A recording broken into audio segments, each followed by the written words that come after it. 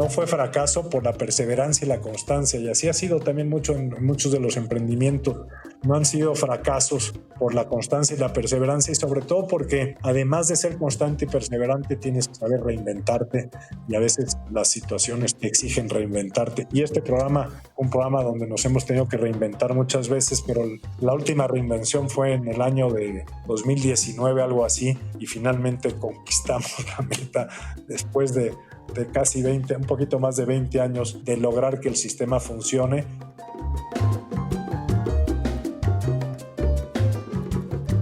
Hola, soy Nicolás Demeye, su anfitrión, y esto es Innovadores sin Filtro, un programa único para inspirarnos y aprender de los emprendedores, disruptores, rebeldes e innovadores sociales más extraordinarios de América Latina que están liderando la transformación de los mercados, modelos y sistemas tal y como los conocemos. Nuestras invitadas y nuestros invitados nos comparten todo, sin ningún filtro, sobre sus éxitos, fracasos, errores, miedos y secretos para convertirlos en grandes lecciones, soluciones o herramientas que nos permitan superar los retos a los que nos enfrentamos y alcanzar el éxito que queremos. Innovadores sin Filtro es creado por Tony Carr, cofundador de Halloran Philanthropies, y Nicolás Demeye, su anfitrión y coach de emprendedores y líderes de alto impacto que quieren transformarse radicalmente y crear la vida que realmente quieren. Este programa es posible gracias al patrocinio de Halloran Philanthropies y New Ventures México.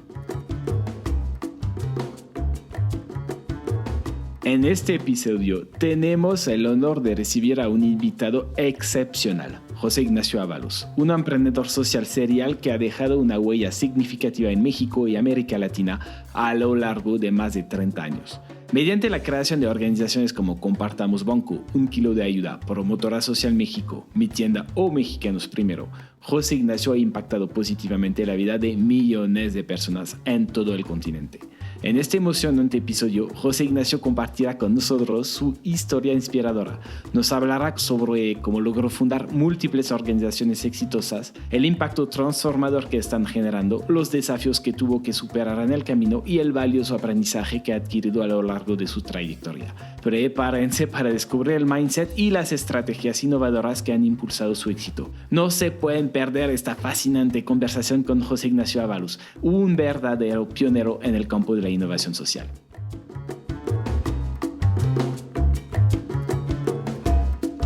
Hola, José Ignacio. Hola, ¿cómo estás, Nicolás? ¿Qué tal? Todo muy bien, ¿y tú? Muy bien, gracias a Dios. Pues muchas gracias por recibirnos en tus oficinas para la entrevista de Innovadores sin Filtro. Estoy muy emocionado de tenerte el día de hoy porque sí, la palabra emprendimiento social es bastante nueva, para ti no lo es. Eres de los pocos emprendedores sociales que hay en América Latina y sobre todo uno de los más poquitos de emprendedores sociales seriales que hay en el continente. Entonces, hoy estoy muy, muy, muy emocionado de tenerte aquí y además personalmente, si estoy aquí hoy es un poco gracias a ti, gracias al trabajo que hiciste a través de Promotora Social México, y me considero afortunado del apoyo que hemos recibido de Promotora Social México cuando estaba trabajando en Conovo. Entonces, primero es un agradecimiento que tengo para ti por todo el trabajo que has hecho y que todo el equipo de Promotora está haciendo. Para entrarle en esto, cuando tuviste 22 años, empezaste una organización social que se llamaba Gente Nueva. ¿Cómo llegaste a crear esta organización y por qué la creaste?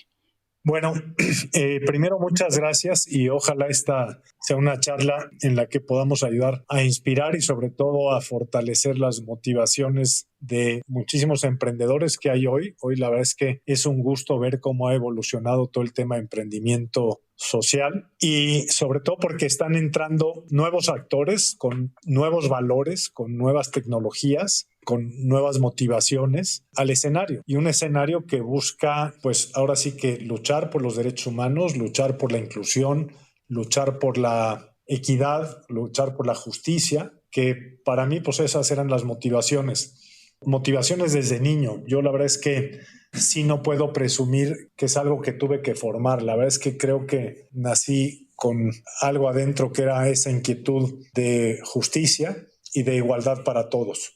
Entonces, desde muy niño, 11 años, 12 años, empecé a trabajar en obras sociales y pues, me daba cuenta que si no lograba yo hacer algo organizado, sistémico, pues cualquier trabajo iba a tener muy poco impacto.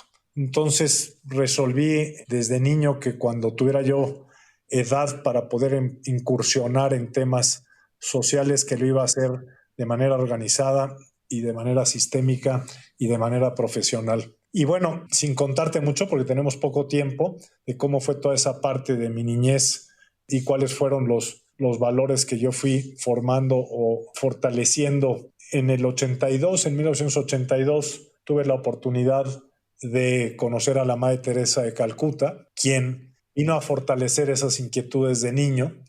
Y sobre todo esto fue porque organicé con unos amigos un congreso donde ella fue conferencista y ella se sorprendió al ver que ese congreso lo habíamos hecho jóvenes, entre los 16 y 22 años más o menos, y que ese congreso pues había reunido a gentes de todo el continente, América Latina, y había traído expertos también de muchas latitudes, hablarle a los jóvenes sobre todo, pero también a los adultos. El público era muy grande. Eso la sorprende mucho a ella y como que le hace clic y ella me dice, oye, yo no había visto en el mundo un trabajo de jóvenes que tuviera tal fecundidad, tal alcance y tal. Dijo, deberías de pensar en hacer un movimiento dirigido a la juventud que promueva valores, pero en esa promoción de valores pues tiene que estar incluida el tema de inclusión, equidad, justicia y trabajo por los pobres. Entonces, prácticamente esto hace conexión con aquello con lo que yo tenía desde niño, desde chiquito, y fue así como que reuniendo nuevamente a un grupo de jóvenes en 1982, empezamos a tratar de ver qué podíamos hacer. Y lo más importante pues era sobre todo trabajar en la persona, trabajar mucho cuidando la dignidad de la persona como eje de nuestro trabajo, y personas trabajando en favor de personas que salieran de sí mismos para darse a los demás, porque solamente trabajar en el tema de valores entre los jóvenes pues podría ser un poco estéril. Había que lograr acciones concretas, acciones muy puntuales y muy particulares. Entonces, fueron 2 años, de 82 al 84, de tratar de diseñar lo que tendría que ser este movimiento de jóvenes, que fue gente nueva, y cuáles iban a ser sus actividades programáticas y a qué nos íbamos a dedicar, además de la promoción de valores. Y en 84 yo recibí el acompañamiento y el mentoring de mucha gente, muchos líderes, pero pues parte de estas inquietudes era tratar de ir a los verdaderos líderes. Entonces yo, junto con este primer grupo de jóvenes, logramos entrevistarnos en varias ocasiones con quien en ese momento era presidente de México, el presidente Miguel de la Madrid, que nos dio muchas orientaciones y muy positivas. Y cada orientación pues también era retos, pero al mismo tiempo estímulos de seguir adelante y trabajar. Y luego pues continuó el contacto con la Madre Teresa, que también fue en buena medida una gran inspiradora todos esos primeros años de este trabajo. Y también pues puede tener acceso, ¿no? Como joven, pues era un joven soñador, al Papa Juan Pablo II. Y recuerdo que fui a Roma y dije, pues yo voy a entrevistarme con el Papa. Y la gente se reía de mí, ¿no? Dice, bueno, pues eso no sucede así. Y llegué yo a Roma y fui a una audiencia de estas generales multitudinarias de personas ahí en el Vaticano. Y en esa audiencia pues me di cuenta, observé quién era el secretario del Papa y todo el mundo le gritaba al Papa y yo le gritaba al secretario. Y el secretario, muy extrañado de que hubiera alguien gritándole al secretario, se acercó a mí y le dije, oiga, pues yo vengo porque quiero tener una audiencia con el Papa. Se ríe de mí y me dice, eso es imposible, ¿no? La agenda del Papa no lo permite, etcétera. Dije, mire, yo traigo boleto de venida, pero no tengo boleto de regreso. Y aquí me va a tener cada miércoles pidiéndole una audiencia con el Papa hasta que yo pueda hablar con él y pues de alguna manera nos ayude a la construcción de lo que queremos hacer y a tratar de definir esos valores en favor de la persona. Porque la Iglesia tiene valores universales también, que no son necesariamente porque nacimos como una organización aconfesional no religiosa, pero esos valores universales pues estaban centrados en 4 anclas: la persona al centro, el principio de subsidiariedad, el principio de solidaridad y lo que es el bien común. Y eso universalmente en cualquier doctrina, en cualquier religión, en cualquier campo de la filosofía pues es común para todas las personas en todas las latitudes, todas las razas y todos los credos. Y esta era mi conversación que yo quería tener con el Papa. Y pues para no hacer más larga la historia, me da un número de teléfono y me dice, llámame a este teléfono a las 5 de la tarde. Yo estaba feliz, extasiado, ¿no? Y con quien lo comenté, que eran los que me dieron boletos para entrar a la audiencia, me dicen, oye, la verdad es que no vas a ver al Papa, te dio el número del Centralino Vaticano, de la central telefónica del Vaticano, ¿no? Entonces, fue una manera como que dije, a ver, yo tengo fe, ¿no? Y entonces, pues marqué a las 5 de la tarde y efectivamente me contesta Centralino Vaticano y ahí fue un poco decepcionante, pero dije, bueno, oiga, quiero hablar con Monseñor Estanislao. Y pasó un tiempo ahí, ¿no? Yo creo que eran de esos conmutadores todavía de cable que yo oía clac, clac, clac, clac, clac, se oían muchos ruidos, pero finalmente después de un tiempo me contestan y me dicen Estanislao, y bueno, me contesta y le digo, oiga, pues soy en mi español italiano, soy el Giovanni Messicani, que habíamos parlato questa mattina en la audiencia, no sé qué, no sé cuánto, y me dice, pues ven mañana a las 5:30 de la mañana, preséntate en tal puerta, etcétera. No cuento la historia larga, es muy bonita la historia, pero pude finalmente tener mi entrevista con el Papa y platicarle esta inquietud de la que habíamos soñado pues un grupo de jóvenes estos 2 años, del 82 al 84. Y la verdad es que él celebró mucho esta iniciativa también. No había en ese momento realmente organizaciones juveniles, movimientos juveniles aconfesionales, ecuménicos, que quisieran promover valores, que quisieran trabajar por los demás. La verdad es que era algo raro, era algo insólito.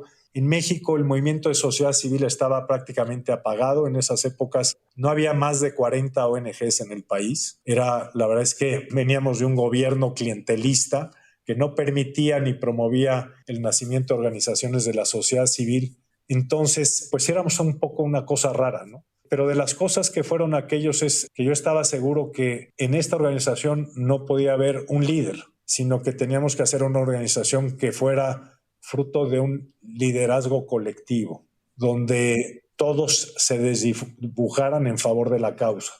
Y así fue como se inició Gente Nueva, una organización de jóvenes para jóvenes, en un liderazgo colectivo, donde la suma de todos se volvía un liderazgo muy fuerte, muy sólido, y donde no había reto lo suficientemente grande como para que le tuviéramos miedo y renunciáramos a él. Entonces, cualquier reto juntos en la unidad y en ese liderazgo colectivo, donde todos nos desdibujábamos, pues era reto pequeño, porque se volvía más que un sueño o una aspiración, se volvía un terreno a conquistar. Y así fue como nacimos entre el 82 y el 84, y empezamos a diseñar una serie de proyectos que pues a la fecha muchos de ellos hoy subsisten y que pues han perfilado lo que hemos construido desde aquel grupo fundador a la fecha, con muchas otras generaciones de jóvenes que se fueron sumando y sumando para lograr construir las iniciativas que pues hoy son muchas de ellas una realidad. Wow, qué historia tan inspiradora. Y cuando te escucho, lo que se me venía es que lo que pasó demuestran características que tratamos de inculcar a los emprendedores, ¿no? Este trabajo basado en valores, mucha perseverancia, o sea, desde la Madre Teresa hasta cómo tener una audiencia con el Papa, que quizás en este momento era mucho más difícil que lo es quizás hoy con todo lo que existe con las redes, ¿no? Y un liderazgo colectivo, que esto es... En los años 80 me imagino que ni siquiera estas dos palabras, liderazgo colectivo, se podían unir, ¿no? ¿Qué significaba esto, no? Y ahora cada vez más se escucha de esto. Y a partir de esto, lo que escucho es también que se diseñó, todas las organizaciones que has creado nacieron a partir de todo esto, ¿no? ¿Nos puedes comentar un poco de cómo fuiste a crear cada de estas organizaciones que siguen ahora impactando la vida de millones de personas en México y América Latina? Bueno, la verdad es que otra vez este liderazgo colectivo pues hacía que la inquietud también fuera colectiva, los compromisos colectivos. Fueron épocas muy difíciles, ¿no? No fueron fáciles, épocas difíciles porque a veces tuvimos que pelear contra la propia jerarquía de la Iglesia en México, por ejemplo, que le incomodaba un movimiento ecuménico de jóvenes que no fuera católico, ¿no? Tuvimos que pelear contra el gobierno mexicano porque la Secretaría de Gobernación en México pues todavía tenía muy fresco lo que en México sucedió en 1968 y un movimiento juvenil representaba una amenaza. Tuvimos también oposición de partidos políticos que pensaban que a lo mejor nosotros teníamos intereses políticos de llegar al poder y que se estaba gestando un movimiento político. Tuvimos amenazas de también los grandes bienhechores, ¿no? O los dones de la caridad en México que tenían adueñado el tema en estas 40 organizaciones que eran como que las grandes organizaciones de sociedad civil en México, porque pues, nosotros veníamos innovando, fuimos el primero en México en contratar a profesionistas para incorporarse a los esfuerzos voluntarios que hacíamos los demás. Pues empezamos campañas de donativos que pues prácticamente estaban en muy pocas manos, ¿no? Las donaciones en el país. Entonces sí empezamos a significar amenazas para muchos grupos que estaban establecidos en México y sobre todo en esta preferencia tan grande que tomamos por los pobres, pues también significaba una amenaza para grupos, para caciques, para etcétera. Entonces, realmente, pues sí, en algún momento, aunque éramos muy chiquitos, pero parecíamos para algunos muy desafiantes, pero sobre todo pues para nosotros también, pero eran desafíos que nos poníamos nosotros con tal de lograr nuestros objetivos. Entonces pues lo fuimos venciendo con constancia, con perseverancia y con pues eventos muy concretos. Yo recuerdo, no quiero decir nombres, pero el primer congreso que quisimos organizar de jóvenes en México fue en el año de 85 y tuvimos la total oposición del gobierno federal, del gobierno estatal en Jalisco y del gobierno municipal en Guadalajara, sí, coludidos con las fuerzas eclesiásticas, el obispo o cardenal de la localidad que no sé si era pues, de Guadalajara, y tuvimos oposición, o sea, de las fuerzas públicas, etcétera, no pudimos hacerlo. 3 años después, en el 88, dijimos, va el segundo intento y de este sí no nos baja nadie. Y por lo mismo, porque antes tenías que pedir permiso para todo, pues no pedimos ningún permiso. Entonces no advirtieron que venía el Congreso y de repente pudimos convocar a 6,000 jóvenes, que era un número súper masivo en ese tiempo, convocar a 6,000 jóvenes de toda la República a un congreso que nos acompañaron pues grandes líderes intelectuales, así como espirituales, etcétera. Nos acompañó remotamente la Madre Teresa de Calcuta, que ya no pudo llegar a México porque fue cuando hubo un terremoto muy severo en Armenia y tuvo que quedarse allá, pero nos mandó un videomensaje, ¿no? Un videomensaje en los videos de los formatos que existían en aquella época, que tuvo que ir, el edecán que le iba a acompañar en el viaje, pues se regresó solo con un video, pero tuvimos personalidades en ese y en otros congresos muy importantes. Recuerdo, por ejemplo, a Víctor Frankl, que estuvo aquí con nosotros ese año y luego los años subsecuentes. Personalidades como Li Lu, el joven que paró los tanques en Tiananmen, por ejemplo. Personalidades como el embajador Valladares, que estuvo preso en Cuba, fue preso político 23 años en Cuba. Personalidades como Julián Marías, que era la cabeza de la Real Academia Española, filósofo, en fin, personalidades de todo tipo que pues fueron inspirando poco a poco este movimiento de jóvenes que se iba entramando, ¿no? En las universidades, sobre todo en las universidades privadas, pero no era exclusivo de las universidades privadas, pero se fue entramando en estas universidades a través de una estructura con promotores, etcétera. Y eso fue generando también grupos locales que se llamaban mesas directivas locales, que asimismo pues venían a darle fuerza a todo el movimiento, y así fue como fuimos naciendo y logrando este movimiento inspirador. Y de ahí fueron saliendo. La primera iniciativa ya más concreta era un programa de alimentos que se llamaba Compartamos, que hoy pues tú lo debes de conocer, que hoy es un banco, Compartamos Banco, que tiene 3,5 millones de clientes activos ahorita con crédito. Y pues sí, la idea era pues empezar lo que era el microcrédito, que también creíamos nosotros que lo estábamos inventando, y pues igual luchando contra corriente, porque todo el mundo decía pues los pobres no pagan, y bueno, pues fuimos demostrando que sí, y aprendiendo mucho de ellas, de nuestras clientas. En ese tiempo les llamábamos socias, que nos enseñaron a prestarles. La verdad es que nosotros no sabíamos cómo prestarles. Ellas fueron quizá nuestras mejores maestras para prestarles, y lo que ellas buscaban era el acceso y la posibilidad de tener un crédito que era invaluable para ellas. Yo recuerdo que empezamos con una tasa de interés muy baja de 1% y pues evidentemente no salíamos.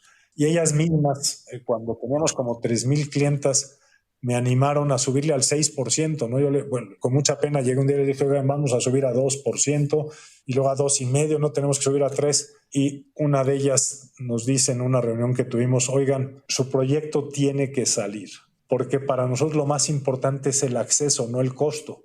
Y si ustedes me suben la tasa de interés de 3 a 6, yo tengo que vender un taco más a la semana para poder pagar esa alza de interés. Pero si no me dan el crédito, mato el ingreso de mi familia. Entonces, ese tipo de lecciones que fuimos aprendiendo, pues fue al lado de ellas y construyendo al lado de nuestras clientas, por eso les llamábamos socias, fuimos construyendo eso. Como también empezamos el programa de alimentos, que hoy se llama Un Kilo de Ayuda, que era un programa con una visión 100% asistencial en ese tiempo, aunque traía muchas innovaciones, porque empezamos a cobrar cuota de recuperación, cosa que no existía en México, y fue muy difícil abrir esa posibilidad porque la gente esperaba que le dieras todo regalado, y luego intercambiábamos ese alimento por trabajo comunitario, etcétera, y de ahí pues evolucionamos. Eso la vez que funcionó bien y tenía muchas innovaciones, pero luego cambiamos a hacer un programa de nutrición en el año 2000, y de ahí pues empezamos con muchas otras innovaciones, porque dijimos, a ver, del 86 al 2000 fue muy difícil medir el impacto. Entonces, y cuando veíamos si nos retiramos de las comunidades, las comunidades van a regresar muy rápido al estado original donde las encontramos. Entonces, ¿cómo podemos generar un impacto permanente y la sustentabilidad en la comunidad? Y entendimos que era a través de la nutrición, y la nutrición de niños de 0 a 5 años. Y entonces dijimos, a ver, si no se puede medir, no lo vamos a hacer. Lo que hagamos de aquí en adelante tiene que tener métricas, tiene que ser medible en el momento y tiene que tener indicadores muy claros de desempeño para saber si vamos bien o mal. Y así empezamos a medir peso en los niños, y luego empezamos a medir talla, y luego dijimos, a ver, es insuficiente los indicadores físicos, necesitamos medir anemia. Y esto de la anemia parte porque yo era un niño gordito, pero tenía anemia de niño, ¿no? Entonces yo estaba familiarizado con los temas de anemia. Entonces, pues empezamos con esta primera innovación a nivel mundial de medir anemia, y la historia también es muy larga, ¿no? Voy a tratar de comprimir. Y después empezamos a medir psicomotricidad fina, luego psicomotricidad gruesa, luego lenguaje, adaptabilidad, la parte emocional del niño, la parte social, y así empezamos con una batería de indicadores, que eso hace que Un Kilo de Ayuda se transformara ya de un programa de nutrición a un programa que se enfocara, en aquel tiempo decíamos, en 4 nutrientes. Lo que comes, la ingesta, que se transforma en glucosa, pero la ingesta sobre todo la glucosa cuando pasa por el cerebro y que estimula la sinapsis neurológica. Segundo, el oxígeno. 30% del oxígeno que respiramos se va a las funciones neuronales y estimula también la conectividad o sinapsis neurológica. Tercero, la estimulación temprana. Y cuarto, la parte psicoafectiva o emocional en los niños. Y eso nos dio, y el haber medido, para el 2005-2006, del 2000 que habíamos arrancado con esto, empezamos a tener la base de datos más importante en el mundo en el tema no de nutrición ya, sino de desarrollo infantil temprano. Y junto con la comunidad científica de México y de otros países, pudimos demostrarle al mundo que la estimulación temprana, por ejemplo, contribuía en 2/3 partes al desarrollo neurológico, y la comida y otras muchas cosas en 1/3 parte. Y la visión del mundo estaba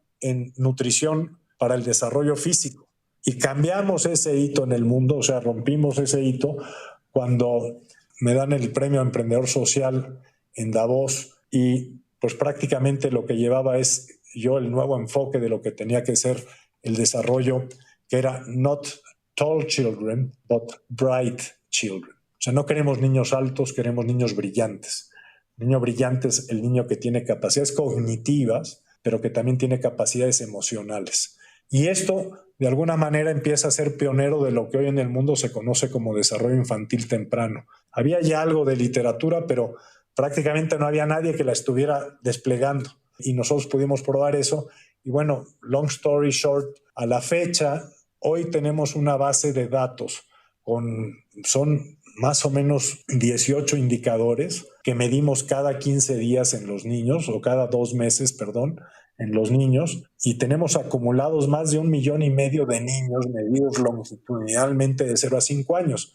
Y nos convertimos en la base de datos más importante que hay de desarrollo infantil temprano, porque la que nos sigue tiene 2,000 niños medidos. Y por eso, pues la evidencia que nosotros tenemos y las contribuciones científicas que hace hoy Un Kilo de Ayuda al tema de desarrollo infantil temprano, pues no tienen par. Y así, pues nos hemos vuelto pioneros en eso. Y luego, pues así los emprendimientos siguen y siguieron, etcétera, ¿no?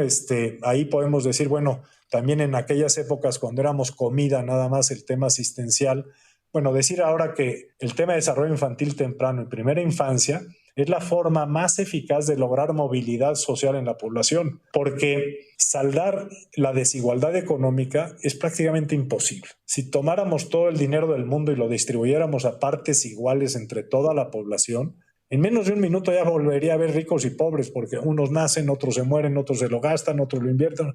O sea, la brecha económica es imposible de aspirar a lograr una igualdad de la brecha económica.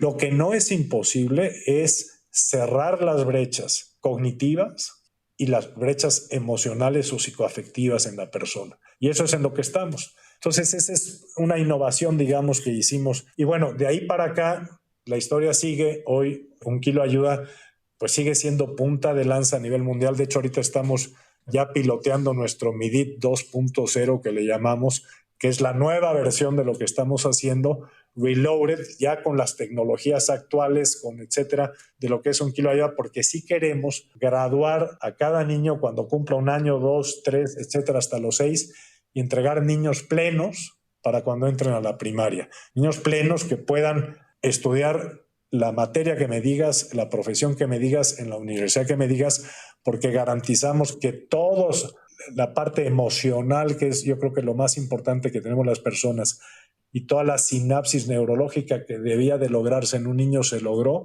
en ese periodo que es donde el cerebro se desarrolla, el 90% del cerebro se desarrolla.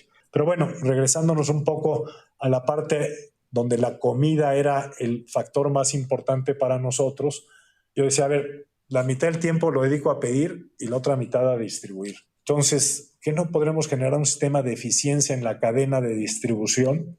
Entonces, lanzamos otro proyecto que se llama Mi Tienda, que este es for profit porque pues, tiene que ser lucrativo, donde queríamos eficientar la cadena de distribución.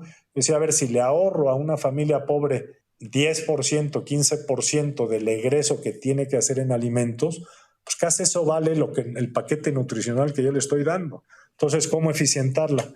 Y ahí un poco por perseverancia, pero si quieren otro día contamos esta historia, pero me tardé 20 años en lograrlo. O sea, este programa lo arranqué en el año 2000 y llegamos a utilidades apenas el 2022. Fue un calvario, porque muchas de las cosas que asumíamos en ese tiempo no sucedieron. Asumíamos que la industria nos iba a dar trato de nación más favorecida, que por estar haciendo el bien y correr, etcétera, íbamos a tener las mejores condiciones de mercado, porque etcétera. Y la vez que llegamos a un mercado de sharks, ahora sí que donde no nos dieron el beneficio, oye, ¿quieres el beneficio? Pues me tienes que comprar por trailers, ¿no? Y si yo compraba por trailers, pues entonces a lo mejor sí me daban muy buen precio, pero necesitaba tener la mercancía 1 año en inventario y entonces pues todo eso se colapsaba. Digamos que no fue fracaso por la perseverancia y la constancia, y así ha sido también mucho en muchos de los emprendimientos. No han sido fracasos por la constancia y la perseverancia, y sobre todo porque además de ser constante y perseverante tienes que saber reinventarte, y a veces las situaciones te exigen reinventarte. Y este programa, un programa donde nos hemos tenido que reinventar muchas veces, pero la última reinvención fue en el año de 2019, algo así, y finalmente conquistamos la meta después de casi 20, un poquito más de 20 años de lograr que el sistema funcione, y entonces hoy ya estamos en crecimiento y desplegando. Antes estábamos muy ubicados en Michoacán, Estado de México, Hidalgo, y ahorita pues ya estamos creciendo a Sinaloa, a Yucatán, pues otros lados a partir de haber llegado a utilidades y ya poder desplegar, ¿no?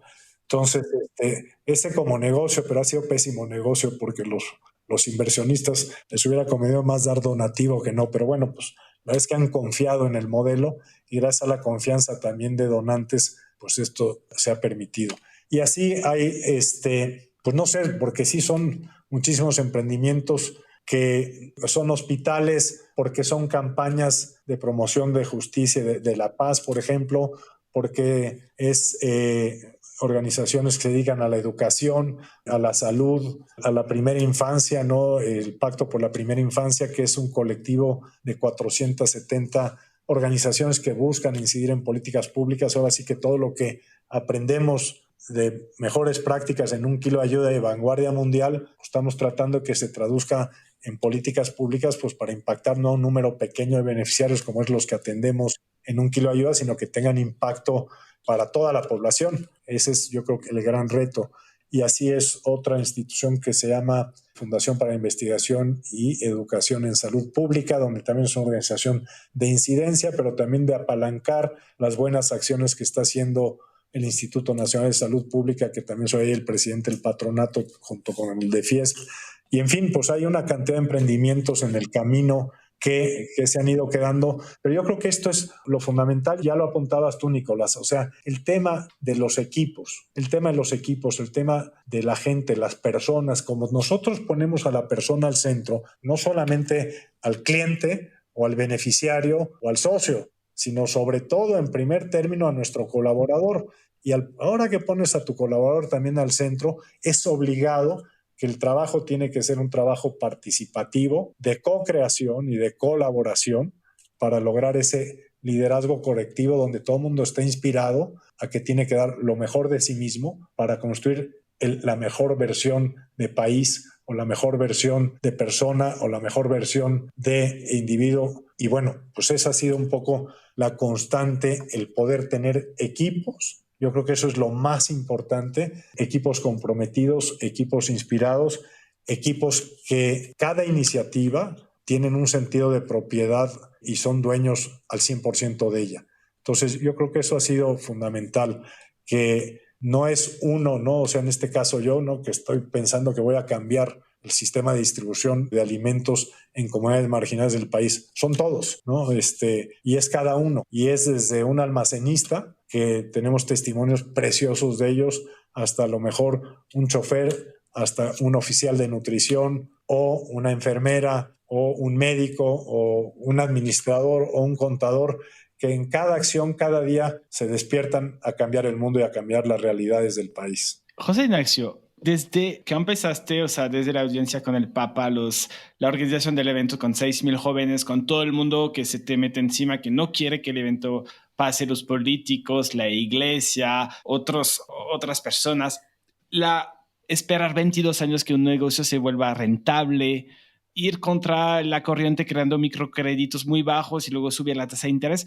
Cuando escucho esta historia, siento que tuviste que enfrentar muchas fuerzas opuestas. ¿Qué te ayudó a overcome, como decimos, a sobrepasar esto, a ir más allá de los obstáculos? Además del equipo, que aquí fue súper importante, pero al mismo tiempo, ¿qué fue para ti lo que te ayudó realmente a poder tener el éxito a pesar de todos los obstáculos que tuviste que enfrentar?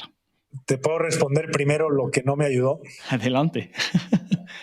Lo que no me ayudó fue en algunos periodos de mi vida cuando caí en soberbia y creer que era yo una gran persona. La soberbia ha sido mi peor enemigo.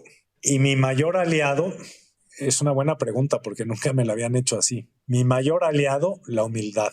Y si eres humilde, yo al menos lo que he hecho a partir de la humildad es orar. Y en la oración te unes a Dios y en la oración te unes a tus hermanos. Y para mí, mi fuente ha sido orar por mis colaboradores y unirme a ellos así y orar pidiéndole a Dios que efectivamente lleguemos a construir un mundo más justo y más humano. Entonces es a través de tu fe, de la oración, que pudiste... Resultado de la humildad. Y este tema de la soberbia, podemos hacer doble clic sobre esto. ahora es algo muy común, ¿no? O sea, en las redes sociales, el quién levantó más dinero, el que ya lleva el estatuto de unicornio, quién ha tenido más impacto. Y a veces hay personas que sí ya pierden un poco el piso, como decimos, ¿no? ¿A ti quién te ayudó? ¿Qué te ayudó justamente a regresar al piso, a la realidad? Pues es que la soberbia me llevó a fracasos y ambiciones que te cambian. Y yo creo que cuando eres soberbio, tú te pones al frente. Y yo mi rol, pues ya, o sea, y lo aprendí, gracias a Dios, hace muchos años, yo no tengo que estar al frente, yo tengo que estar detrás del esfuerzo y el trabajo de cada una de las personas que hace posible todo lo que hemos construido. Pero cuando te pones al frente, yo por eso cuando viene algún emprendedor que nos visita por aquí en las oficinas con algún emprendimiento, siempre digo, a ver, primero la persona, pero ya habiendo dicho eso, primero la causa, luego la institución y al final tú.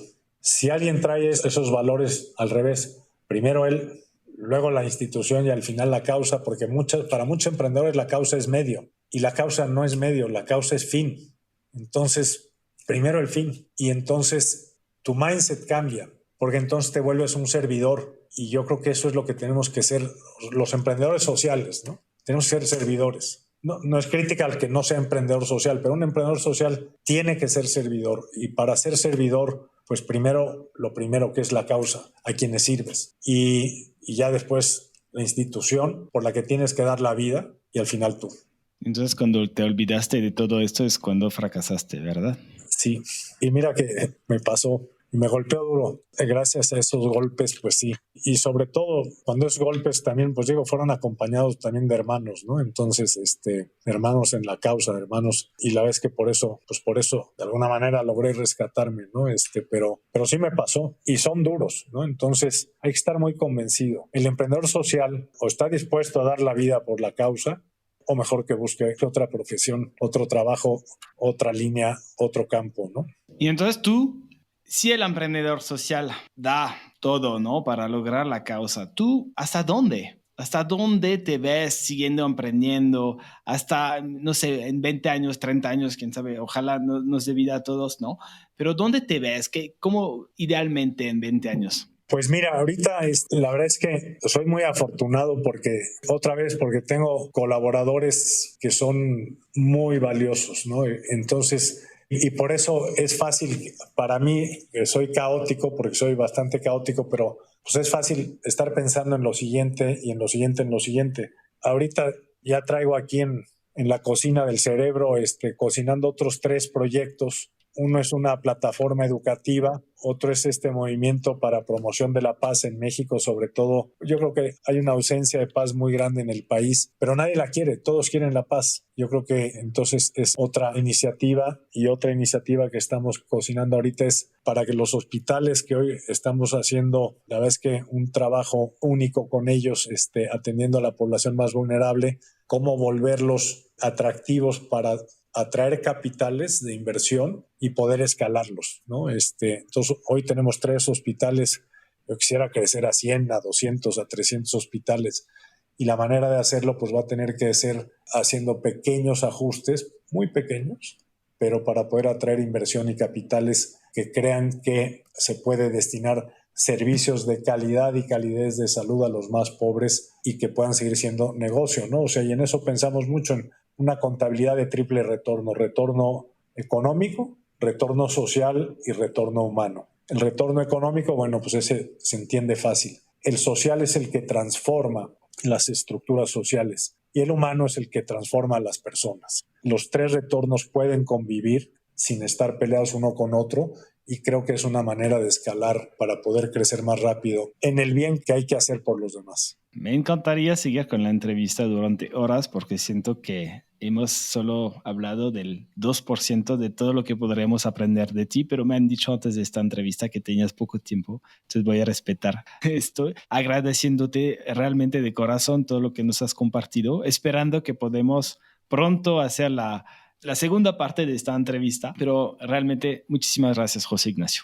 No, con mucho gusto y muy abierto también a que si hay alguien inquieto en hacer emprendimiento social, pues aquí estoy yo para ayudar, si es posible, o orientar de la misma manera. Y bueno, pues sí, no, como a mí, mucha gente a lo largo del camino me ha inspirado, me ha ayudado, me ha orientado, me ha dirigido. La vez que me alimenté de esa ayuda y no puedo negarla, ¿no? Entonces, y bueno, en estos temas que hemos platicado, que son a lo mejor mis áreas de especialidad, más salud, primera infancia, desarrollo económico, educación y emprendimiento social, pues yo encantado de colaborar. Y si algún día vale la pena a lo mejor segmentar, ¿no? Y tratar un tema en específico como primera infancia, encantado de hacerlo, o salud también, o educación, etcétera. Digo, desgranar los temas, encantado, porque el tema de jóvenes también, que es súper importante hoy en el país. Yo creo que el rol que están jugando los jóvenes hoy en el país, las generaciones jóvenes, es importantísimo. Yo la verdad es que también te he de decir, me inspiro mucho hoy en las generaciones jóvenes, porque la velocidad con la que van transformando el mundo, pues es una velocidad que inspira, que pues me dice, oye, hay que subirse a ese tren que hoy es la juventud y que va pues a pasos aceleradísimos y agigantados, y yo la vez que me inspiro mucho de ellos y me encanta ver todas las iniciativas lucrativas o no lucrativas, con un alto sentido social o no, pero me encanta mucho inspirarme en lo que están haciendo los jóvenes hoy. Los de los unicornios, pero hay muchos que no están haciendo unicornios, pero que están haciendo grandes transformaciones. La métrica no debe ser el unicornio, ¿no? La métrica tiene que ser la transformación, y muchos jóvenes están logrando esta transformación todos los días, de los cuales me inspiro mucho en muchos de ellos. Muy bien, pues espero si vamos a segmentar entonces futuras entrevistas para atender todo esto y sobre todo yo creo que el liderazgo, ¿no? Yo recuerdo un mentor que me decía, el líder no es el que se pone enfrente, es el que se pone atrás y que empuja a todos los demás casi. Solo se pone enfrente cuando realmente es una urgencia, si no está ahí para empujar todo esto. Y creo que hasta un colega tuyo dijo, esto es el serviazgo, ¿no? Le dio este nombre de serviazgo. Entonces creo que en esta entrevista ya demostraste lo que significa esto, con resiliencia, con creatividad, con perseverancia en colectividad, no solo y con humildad. Sí, el serviazgo es un tema acuñado por Iván Mancillas, que ha sido uno de los grandes pilares junto con Carlos Labarte y Carlos Danel de Compartamos. Y bueno, el serviazgo fue esta manera de aterrizar los valores en el servicio de Iván Mancillas, a quien le debemos muchísimo. Una última palabra para cerrar hoy, José Ignacio. No, pues, oye, Nicolás, muchas gracias. Qué bueno esta iniciativa de podcast así, y ojalá y a lo mejor algún día también estos podcasts puedan ser interactivos, ¿no? Justamente para aprender de quien nos esté escuchando ahora o viendo, pues aprender también de ellos, que me parece que pueden enriquecer muchísimo la conversación. Te tomo la palabra y la siguiente vez lo hacemos en vivo. Y lo hacemos así en live, en YouTube o en otras plataformas para que mucha gente pueda interactuar contigo. Qué buena idea. Gracias. Lo podemos hacer aquí en el Collab, si quieres, con gente presencial y gente que se conecte. Genial, va. Y así, en lugar de que haya un expositor, pues tenemos muchos expositores, porque yo creo que todos aprendemos de todos. Va, lo tomo, vale. Lo anoto y lo vamos a agendar. Muy bien. Muchas gracias, José Ignacio. Te mando un gran abrazo. Que estés bien igualmente. Gracias. Bye. Muchísimas gracias por escucharnos. Si te gusta este podcast, por favor, recomiéndalo a tus amigos, a tus colegas, a tu familia. Siempre queremos mejorarnos y queremos escucharte. No dudes en enviarnos tus comentarios, retroalimentación o consejos sin ningún filtro en innovadoressinfiltro.com. Gracias y hasta luego.